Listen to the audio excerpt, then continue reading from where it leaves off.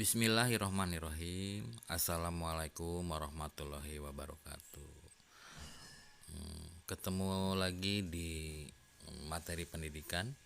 Di sini saya akan mencoba menerangkan tentang pendidikan dan pembangunan. Apa itu pendidikan dan pembangunan? Kita coba definisikan satu persatu. Pendidikan adalah pembelajaran pengetahuan, keterampilan, dan kebiasaan sekelompok orang yang diturunkan dari satu generasi ke generasi berikutnya melalui pengajaran, pelatihan, ataupun penelitian. Dan pembangunan itu sendiri berarti perbaikan menuju ke arah yang lebih maju, perbaikan dari yang belum ada menjadi ada, perbaikan dari yang belum terampil menjadi lebih terampil. Nah, kemudian apa esensi pendidikan dan pembangunan serta titik temunya? Status pendidikan dan pembangunan masing-masing memiliki esensi tersendiri, ya, serta di antara keduanya. Pertama, pendidikan merupakan usaha ke dalam diri manusia, sedangkan pembangunan merupakan usaha keluar dalam diri manusia. Pendidikan menghasilkan sumber daya tenaga yang menunjang pembangunan, dan hasil pembangunan dapat menunjang pendidikan. Contohnya apa? Pembinaan, penyediaan sarana dan prasarana, serta yang lainnya. Dan di lain hal, apa sumbangan pendidikan pada pembangunan? Ada 4 segi di sini, ya, dari segi sasaran pendidikan, segi lingkungan pendidikan, segi jenjang pendidikan, segi pembidangan kerja atau sektor kehidupan pendidikan. Untuk segi sasaran pendidikan, apa sasarannya? Yaitu pendidikan di sini adalah tujuannya supaya citra manusia yang dapat menjadi sumber daya pembangunan yang manusiawi, ya. Jadi peserta didik menjadi manusia yang berkepribadian kuat dan utuh serta bermoral tinggi, ya. Kemudian dari segi lingkungan pendidikan, ya, klasifikasi ini menunjukkan peran pendidikan dalam berbagai lingkungan atau sistem. Lingkungan keluarga di sini ada lingkungan informal, lingkungan sekolah adalah formal, lingkungan masyarakat adalah non formal, ya, ataupun dalam sistem pendidikan ada sistem pendidikan prajabatan dan dalam jabatan daljab. Kemudian segi jenjang pendidikan, ya, jenjang pendidikan di sini meliputi pendidikan dasar, ya, basic education, pendidikan lanjutan, menengah, dan pendidikan tinggi. Kemudian dari segi pembidangan kerja dan sektor kehidupan, bidang kerja menurut sektor kehidupan di sini meliputi bidang ekonomi, hukum, sosial politik, keuangan, perhubungan, komunikasi, pertanian, pertambangan, pertahanan, dan lain-lain. Ya, itu dari sumbangan pendidikan pada pembangunan. Nah, sekarang kita coba lihat pembangunan sistem pendidikan nasional. Dalam hal ini dibagi dua hal. Yang pertama, mengapa sistem pendidikan harus dibangun? Setiap pendidikan selalu berurusan dengan manusia, karena hanya manusia yang dapat dididik dan harus selalu dididik, ya. Itu kata Langfeld.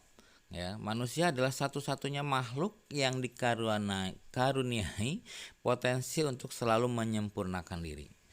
Nah, untuk dapat menyongsong suasana hidup yang diperlukan itu, sistem pendidikan harus berubah, ya. Jika tidak, maka pendidikan sebagai an agent of social change, yaitu agen perubahan sosial, tidak berfungsi, ya. Jadi sebagaimana semestinya, jadi strukturnya, kurikulum, pengelolaannya tentang pendidikan itu harus harus mau tidak mau disesuaikan dengan tuntutan baru, ya, sesuai zaman. Kemudian yang kedua yaitu wujud pembangunan sistem pendidikan, ya, yaitu ada hubungan antara aspek dengan aspek. Kemudian aspek filosofi keilmuan, aspek yuridis, ya, aspek struktur, dan aspek kurikulum. Untuk hubungan antara aspek filosofis, keilmuan dan yuridis di sini menjadi landasan bagi aspek-aspek yang lain maksudnya, karena memberikan arah pada aspek-aspek yang lain. Untuk aspek filosofik dan keilmuan, ya di sini aspek filosofis berupa penggarapan tujuan nasional pendidikan. Di sini rumus tujuan pendidikan nasional yang tentunya memberikan peluang bagi pengembangan hakikat manusia yang kodratnya itu berarti sifat yang wajar. Bagi kita pengembang sifat kodrat manusia itu paralel dengan jiwa Pancasila. Untuk aspek yuridis, ya di sini Undang-Undang 1945 sebagai landasan hukum pendidikan bersifat relatif tetap. Jadi semua bangsa Indonesia berhak atas pendidikannya dan berkewajiban untuk menempuh pendidikan yang formal. Ya, kemudian dari aspek yang lain, aspek struktur, ya. Aspek pembangunan sistem pendidikan berperan pada upaya pembenahan struktur pembangunan pendidikan mencakup jenjang dan jenis pendidikan.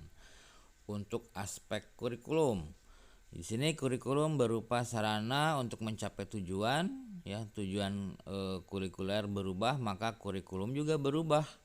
Ya, perubahan tersebut dapat berupa materinya, orientasinya, pendekatannya maupun metodenya.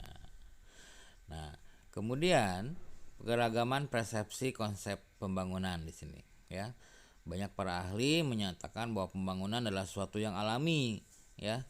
Bagaimana manusia, masyarakat dan negara untuk mengembangkan potensinya, ya, pada dirinya. Hal ini dapat diibaratkan sebagai ya tumbuh berkembangnya atau pendewasaannya suatu manusia.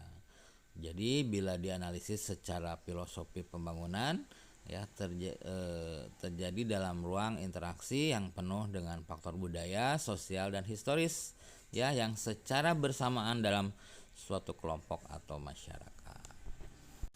Nah, lalu apa peranan pendidikan dalam pembangunan nasional? Jadi ikut andil apa maksudnya pendidikan ini dalam pembangunan nasional?